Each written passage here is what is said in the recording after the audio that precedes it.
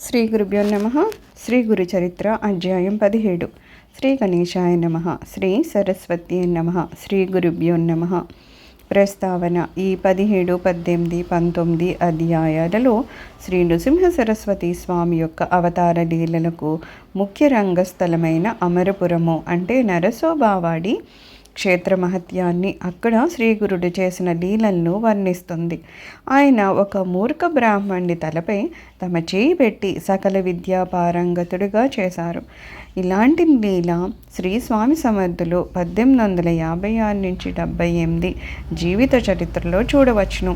పేద బ్రాహ్మణ దంపతులకు భుక్తి ముక్తులను ప్రసాదించారు. ఇలాంటి లీలలు కూడా శ్రీ స్వామి సమర్థ, శ్రీ షిరిడి సాయిబాబా జీవిత చరిత్రలో చూడొచ్చు. గంగానుజుడు అనే భక్తుడి చేత క్షణకాలంలో త్రిస్థలి, కాశీ, ప్రయాగ, గయ క్షేత్రాల యాత్రలు చేయించారు. ఇలాంటి లీల శ్రీ తాజుద్దీన్ బాబా జీవిత చరిత్రలో చూడొచ్చు. శ్రీ దత్తాత్రేయ స్వామి నేటికి ఎలాంటి సద్గురు రూపాలలో మానవులను ఉద్ధరిస్తున్నారో వీరి చరిత్రలో చూడొచ్చు. అది గుర్తుంచుకొని మనము ఈ పారాయణ చేయాలి. శ్రద్ధాయుతమైన ఈ అధ్యాయము పారాయణ ఆయా క్షేత్ర దర్శనంతో సమానము. దేవి తనను ఆశ్రయించిన విద్యాహీనుడితో శ్రీ గురువును ఆశ్రయించమని చెప్పిన లీల సప్తశృంగీదేవి కాకాజీ అనే భక్తుడితోనూ చిన్న కిస్నా అనే భక్తునితో స్వప్నంలో శ్రీ మహావిష్ణువు సాయిబాబాను ఆశ్రయించమనడంతో సరిపోతుంది. దేవతల కంటే సద్గురువు అతిగుడని ఈ లీలలకు అర్థము. శ్రీరామకృష్ణ పరమహంసతో కాళీమాత కూడా అద్వైతానుభూతిని పొందడానికి తోతాపురి అనే గురువును ఆశ్రయించమనడము గమనార్హము. ఇష్టదేవతోపాసన విక్షేపదోష నివృత్తి కోసమేనని, ఆత్మజ్ఞానానికై శ్రోత్రియుడు బ్రహ్మనిష్ఠుడు అయిన గురువును ఆశ్రయించాలని ఉపనిషత్తులు చెప్పిన దానిని ఈ లీలలు బలపరుస్తాయి. ముముక్షువుకు సద్గురువును ఆశ్రయించడము అత్యావశ్యకమని ఈ అధ్యాయం తెలుపుతోంది. మానవ మాతృడైన గురువును ఆశ్రయించిన వారిని కూడా ఆ రూపంలో అనుగ్రహించి తరింపచేయవలసింది సద్గురువేనని క్రిందటి అధ్యాయంలోని చివరి లీల తెలుపుతున్నది. శ్రీ సాయి తామే సకల సాధుస్వరూపిణని భక్తులకు అనుభవం ఇచ్చిన లీలనెంతగానో ఇది పోలియున్నది. కనుకనే శ్రీ గురుడు స్వయంగా పురాణోక్తమైన గురుసేవా వృత్తాంతాలను క్రిందటి అధ్యాయంలో చెప్పారు. కథారంభము. సిద్ధముని ఇంకా ఇలా చెప్పారు. నాయన, మబ్బు వేసే ముందు చల్లని గాలి వీచినట్లు గురు కథ వినడంలో నీకు అది వినిపించడం వలన నాకు ప్రీతి కలుగుతున్నది. శ్రీ గురుని భక్తుల పాలిట కామధేనువు కల్పవృక్షము అయిన ఈ శ్రీ గురు చరిత్ర చెబుతాను విను. శ్రీ గురుడు కృష్ణా తీరంలో బిల్లవటి వద్దనున్న మేడి చెట్టు దగ్గర శాస్త్రోక్తంగా చతుర్మాసం చేశారు. అది వినగానే నామధారకుడు నమస్కరించి, స్వామి, భగవంతుడైన శ్రీగురుడు తపస్సు అనుష్ఠానము ఎందుకు చేశారు? అందరికీ అన్నీ సమర్పించగల ఆయన భిక్ష చేసుకోవడం ఎందుకు అని అడిగాడు. సిద్ధయోగి, నాయన, భగవంతుడైన శివుడు, త్రిమూర్తి స్వరూపుడైన దత్తాత్రేయుడు భిక్ష చేయలేదా? మహాత్ములు తీర్థయాత్ర చేయడము, తపస్సు చేయడం కానీ, భిక్షమెత్తడం కానీ భక్తులను ఉద్ధరించడానికి, సాధకులకు సన్మార్గాన్ని తెలియజెప్పడానికి మాత్రమే చేస్తారు. అలానే శ్రీ గురుడు కూడా భిక్షావృత్తిని స్వీకరించారు. భక్తానుగ్రహమే శ్రీ గురుడు కాలగతిలో మరుగుపడిన ఉత్తమ తీర్థాన్నింటినో తిరిగి ప్రకటన చేయడానికి తీర్థయాత్రలను చేశారు.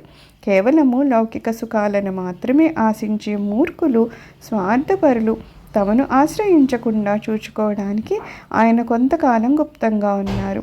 కానీ సూర్యుని తేజస్సు, కస్తూరి వాసన ఎలా దాగి ఉండలేవో అలాగే శ్రీగురుని మహిమ కూడా ఒకనాడు ఈ విధంగా వెల్లడైంది. కరవీరపురంలో వేద శాస్త్ర పురాణ పారంగతుడైన ఒక బ్రాహ్మణుడు ఉండేవాడు. అతడు కణ్వసాకీయుడు. మహాపండితుడైన ఆయనకు ఒక కొడుకు పుట్టాడు.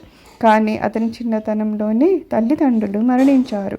అతడు మందమతి కావడంతో చదువు ఏమాత్రమూ రాలేదు. మేనమామ గ్రామస్తులతో కలిసి అతనికి 7వ సంవత్సరంలో ఉపనయనం చేశాడు. కానీ మతిమరుపు వలన అతడు గాయత్రి మంత్రానుష్ఠానం కూడా చేయలేకపోయేవాడు. ఉపనయనం చేసిన 1 సంవత్సరానికి మేనమామ కూడా మరణించడంతో అతడు అనాథుడై భిక్షకెళ్ళేవాడు. ఊళ్ళోని జనం అతన్ని, ఒరే మందమతి, అంతటి మహాపండితుని పేరు చెడగొట్టిన నీవు ఎందులోనైనా దూకి చావరాదు? నీ జన్మం వ్యర్థము. విద్యావంతుడు, వయస్సులో చిన్నవాడైనా అతనెక్కడికి వెళ్ళినా సోదరుని వలె విద్య అతని వెంట ఉండి అతనికి కీర్తి గౌరవము లభించేలా చేస్తుంది. అతని శరీరంలో సర్వదేవతలు నివసిస్తారు కనుక అతడు వయోవృద్ధులకు కూడా పూజనీయుడే. విద్య లేనివాడు వయస్సులో పెద్దవాడైనా అతన్ని ఎవ్వరూ ఆదరించరు. విద్య లేని నీవు పశువు కంటే హీనము అని హేళన చేసేవారు. అతడు అందుకు బాధపడి, అయ్యా, మీరు చెప్పింది నిజమే, కానీ నేనేం చేయగలను? పూర్వజన్మలో నేను విద్యాదానం చేయలేదు కాబోలు నాకు ఈ దుస్థితి ఏర్పడింది. దయతో నాకు విద్య అలవడేందుకు ఉపాయం చెప్పండి అని ప్రాధేయపడేవాడు. అతనికి విద్య చెప్పి చెప్పి విసిగిపోయిన ఆ విప్రులు, నీకిక జన్మలో విద్య రాదు, నీవు భిక్ష చేసుకుని బ్రతకడానికి కూడా పనికిరావు, నీ వలన నీ వంశమే భ్రష్టమైంది అని నిందించేవారు. ఆ పిల్లవాడు తన దుస్థితికి నిస్పృహ చెంది ఇల్లు విడిచి బిల్లవడి చేరి కృష్ణానదికి తూర్పు దిక్కున ఉన్న భువనేశ్వరీదేవిని దర్శించి అక్కడ ప్రాయోపవేశం ప్రారంభించాడు. అలా 3 రోజులు గడిచిన ఆ తల్లి దర్శనమియ్యకపోయేసరికి అతడు పట్టరాని కోపంతో తన నాలుకను కోసి దేవీ పాదాల వద్ద పెట్టి, అమ్మ, నీవు కూడా నన్ను అనుగ్రహించుకుంటే రేపు నా తల నరికి నీకు సమర్పించి నీ ఎదుట నీ ప్రాణాలు విడుస్తాను అని చెప్పుకున్నాడు. నాటి రాత్రి దేవి అతనికి కల్లో కనిపించి, నాయన, నాపై అలుగవద్దు. కృష్ణానదికి పడమటి తీరాన ఉన్న మేడి చెట్టు క్రింద తపస్సు చేసుకుంటున్న సన్యాసి సాక్షాత్తు శివుని అవతారము. అపార శక్తిమంతుడు, నీ కోరిక తీర్చగలడు అని చెప్పింది.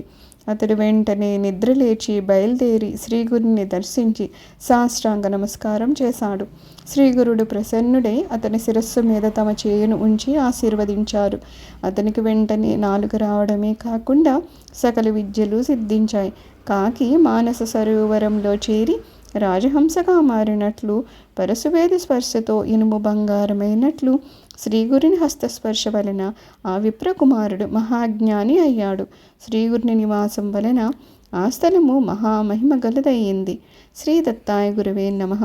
శ్రీ శ్రీపాద శ్రీవల్లభాయ నమః. శ్రీ నృసింహ సరస్వత్యై నమః. సర్వం శ్రీ గురుచరణారవిందార్పణమస్తు. లోకా సమస్తా సుఖినో భవంతు. ఓం శాంతి శాంతి శాంతి.